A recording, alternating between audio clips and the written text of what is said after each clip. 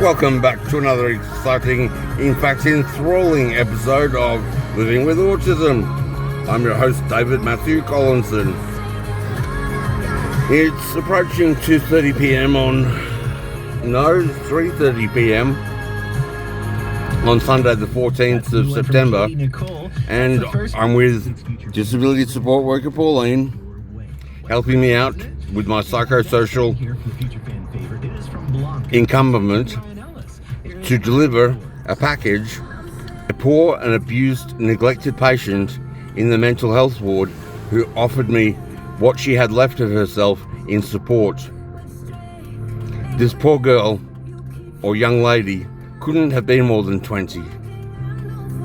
She was cold, shivering and delusional from being over-medicated. She could barely stand. It took her 10 minutes or more to raise herself from the lounge couch bed sitting device they have in the high dependency unit.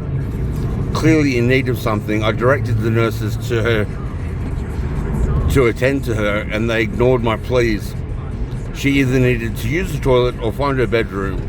We quickly eliminated it wasn't the bedroom that she was looking for, it was the toilet. But not a nurse gave her an ounce of assistance, even though her condition, physically that is, was caused by the drugs they'd been treating her with, or over-treating her with.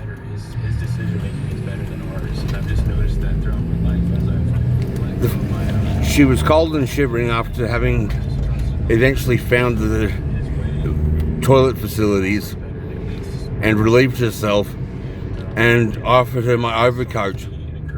No, you can't go that way. Bad. You can't go that way. It's one way. Really? Yes, you have to do the loop. I gave her my overcoat despite the nurse's objections, and she thanked me with a gesture. I learned her name was Xian or Shan. She couldn't speak properly, so I'm still not sure. But the next day, or the day after, I did hear a nurse refer to her as Xian.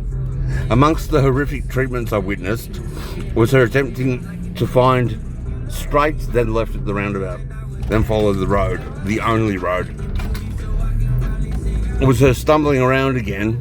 An hour or two later, she'd found her way towards the secured staff checkpoint that separates the patient area of the ward and the nurse's facility, i.e. the fishbowl. The security guards stand in front of the entrance to the fishbowl as their standard positioning point within HDU. Straight. That's a car park. Sorry. Anywho, one of the security guards said, "What are you doing? You can't be in here. This is the staff area." And she tried to murmur a response.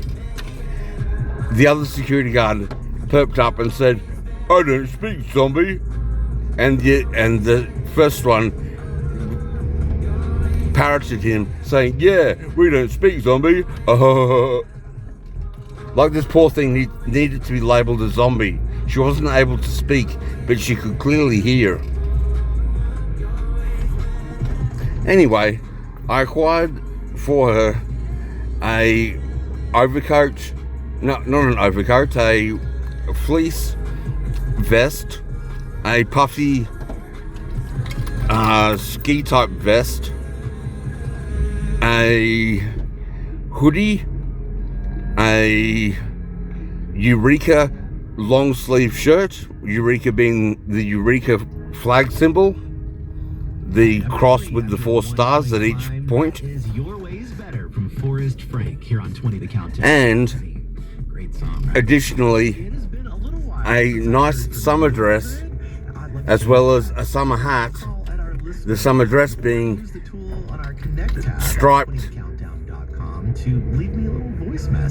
pale blue with beige, and the summer hat being beige with a blue ribbon around it, labelled Australian Naval Society. One of these parts will do. It's there.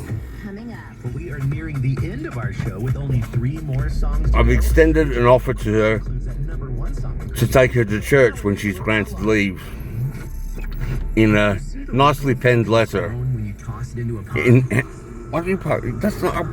Why don't you park on the side of the 4-wheel drive? There's 2 parking spaces, and we can get out with ease. Hundreds of thousands, even millions of people every Back right up. can hear the life-changing message of the gospel, find encouragement, and stations receive the show at no cost around the world in many. Any which way, I expect the nurses to probably object to my petition to visit, but I'm going to demand a visit regardless.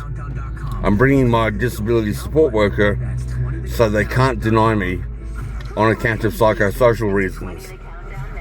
Let's see how it goes. Triple DMC, over and out, bitches.